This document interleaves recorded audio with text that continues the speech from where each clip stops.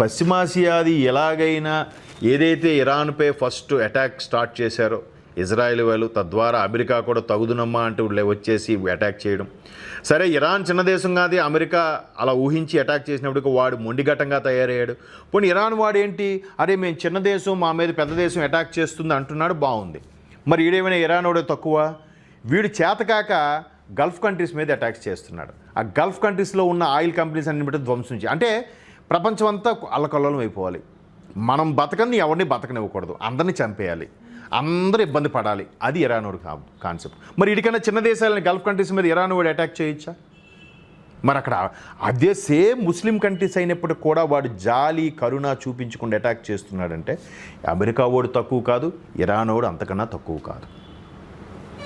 మొత్తం మీద Trump ultimatum మొన్న ఏదైతే ఒక నేవల్ వెనక్ షిప్స్ పెట్టుకొని ద్వారా ఒక ఫోటో క్రియేట్ చేసి నేవల్ అడ్మిరల్ చీఫ్ ఎవరినైతే ఆ ఫోటోలు వెనక్కి పెట్టుకొని హెచ్చరిక అన్నట్టుగా వేలు చూపించి ఒక ఫోటో రిలీజ్ చేశారో, యుద్ధం ఆగదు మరలా ఉంటుందని సంకేతాలు ఇచ్చిన నేపథ్యంలో ఇక్కడ ట్రంప్ అల్టిమేటం అమెరికాకు ఇరాన్ ఘాటు హెచ్చరిక, సర్ప్రైజులు ఇస్తాం సిద్ధంగా ఉండండి అంది. ఇరాన్ కూడా తక్కువేం కాదు, మీ ఐటీ టెక్క దిగ్గజాల కంపెనీలు లేపేస్తాం, మీరందరూ ప్రాణాలు అరచేతితో పెట్టుకొని పారిపోండి అన్నట్టుగా వాళ్ళు చెప్పడం. ఇక్కడ పశ్చిమాసియాలో మళ్ళీ యుద్ధ మేఘాలు కమ్ముకుంటున్నాయి. 2-3 రోజుల్లో శాంతి ఒప్పందానికి రాకపోతే కొత్త దాడులు తప్పవు అని అమెరికా అధ్యక్షుడు ట్రంప్ ఇరాన్కి అల్టిమేటం జారీ చేశారు. గల్ఫ్ దేశాల అభ్యర్థనతో మంగళవారం జరగాల్సిన దాడిని వాయిదా వేశానని, ఇరాన్ దిగి రాకుంటే వారాంతంలో దాడులు తప్పవని సంకేతాలు ఇచ్చారు. ఈ అల్టిమేటంపై ఇరాన్ కూడా స్పందించిందట. అదేం స్పందించిందో చూడండి.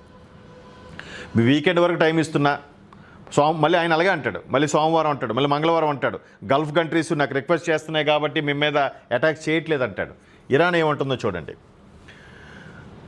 అదే జరిగితే తామేంటో చూపిస్తామని అంటున్నారు. మళ్ళీ యుద్ధం జరిగితే అమెరికాను మామూలుగా దెబ్బతీయం, మరిన్ని సర్ప్రైజులు ఉంటాయి, అందుకు ఆ దేశం సిద్ధంగా ఉండాలని ఘాటు హెచ్చరికలు జారీ చేశారు. అలాగే ఇరాన్ తొలిసారిగా అమెరికా F-35 జెట్ను కూల్చివేసిందని చెప్పిన అరాగ్చి మంత్రి Abbas Araghchi America Congress research service నివేదికలోనే జరిగిన నష్టాలు బయటపడ్డాయని గుర్తు చేశారు. చూడండి, వాడు కూడా ఎక్కడ తగ్గట్లే, అంటే వాడు మొండిగా తయారైపోయాడు. ఇంకెలాగా కొన ఊపిరితున్నాం, ఏదైతే దావని పోతే పోతాం, మాతో పాటు మరో 10 మంది తీసుకుపోతాం. మరి అమెరికా మీద అటాక్ చేయలేపాడు అనుకోండి, పక్కన గల్ఫ్ కంట్రీస్, ఎందుకంటే గల్ఫ్ కంట్రీస్ నుంచి అన్ని దేశాలకు అన్నీ వెళ్తున్నాయి కదా, అక్కడ దెబ్బతీస్తే మిగతా దేశాలను నష్టపోతాయి. అప్పుడు అమెరికాకి అందరూ గడ్డి పెడతారు, లేదా వాళ్ళకు మనం ఎలాగపోతాం, వాళ్ళు కొట్టుకు చేస్తారు. అదే కాన్సెప్టు ఇదే జరుగుతోంది. యుద్ధం మొదలయ్యే అవకాశాలు కనిపిస్తున్నాయి. అలా కానీ జరిగితే ఈ 2026 చివరి 3వ క్వార్టర్ 26-27 ఫైనాన్షియల్ ఇయర్కి 3వ క్వార్టరు అంటే ఆల్మోస్ట్ అక్టోబర్, నవంబర్, డిసెంబరు భయంకరంగా ఉండబోతుందని కూడా ఆర్థిక నిపుణులు హెచ్చరిస్తున్నారు. అయితే ఆ అబ్బాస్ అరాగ్చి మరిన్ని సర్ప్రైజులు అంచనా వేయడం కాస్త కష్టమే. అయితే యుద్ధంలో ఇరాన్ వ్యూహాలు, దాడుల స్వభావం చూసుకుంటే మాత్రం ఆ పాయింట్స్ ఏంటో ఒకసారి చూద్దాం. అధునాతన డ్రోన్ దాడులు. ఇరాన్ ఇప్పటికే అమెరికా MQ-9 రేపర్ డ్రోన్లు కూల్చేసింది. భవిష్యత్తులో మరింత శక్తివంతమైన స్వార్మ్ డ్రోన్లు దాడులు జరిగే ఛాన్స్ లేకపోలేదు. మిసైల్ దాడులు. సౌదీ అరేబియాలోని ప్రిన్స్ సుల్తాన్ ఎయిర్ బేస్పై ఇరాన్ క్షిపణి దాడులు చేసి ట్యాంకర్లు, అలాగే E-3 AWACSను దెబ్బతీసింది.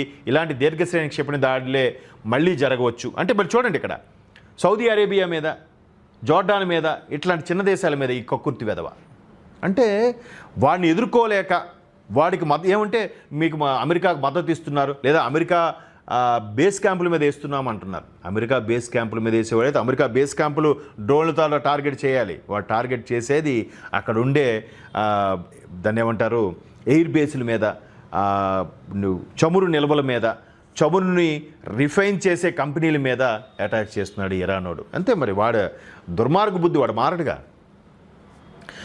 ఇరాన్ గతంలో అమెరికా నెట్వర్క్లపై సైబర్ దాడులు చేసినట్లు నివేదికలు ఉన్నాయి. కొత్త యుద్ధంలో సైబర్ రంగంలో పెద్ద ఎత్తున దాడులు జరగవచ్చు. ఇవన్నీ మొత్తం మీద ఆర్థిక సంక్షోభంతో పాటు అన్ని రకాల సంక్షోభాలు అయితే తలెత్తుతున్నాయి. వీడికి ఏం పోయింది, వీడు రెండోసారి రావడం పెద్ద సంచలనంగా మారింది. వాడు రెండోసారి రావడమే ఇంత వ్యవస్థకి. ఆఫ్కోర్స్ ఇది మన జ్యోతిష శాస్త్రం ప్రకారం అట్లాంటి బుద్ధులు కలుగుతుంటాయి. ఇక్కడ ప్రభావం అలా ఉంది కాబట్టి జాతకం ప్రకారం. సో ఇటువంటి వాళ్ళు వస్తారు, ఇటువంటి దుర్మార్గులు పరిపాలిస్తారు. ఖమేనీ పోయినా, ఖమేనీ యొక్క టీం, పవర్ఫుల్ టీం పోయినా, వాడు కొడుకు ఇంకా చిన్న చిన్న వాళ్ళు ఉన్నారుగా. వాళ్ళందరూ కత్తులు నూరుతున్నారు, రకరకాల నువ్వా నేనంటే సై అంటే సై అని కాలు దూవుతున్నారు. ఇది మొత్తం ప్రపంచ ఆర్థిక మాంద్యానికి, ప్రపంచ ఆర్థిక సంక్షోభానికి దారితీస్తుంది. మన అందరం అది ముందు జాగ్రత్తగా మోదీ గారి పిలుపుతో తస్మాత్ జాగ్రత్తగా ఉండాలనేది ఒక అభిప్రాయం మన ఏటీ పల్స్ ద్వారా అది తెలియజేసే ప్రయత్నం చేస్తున్నాం.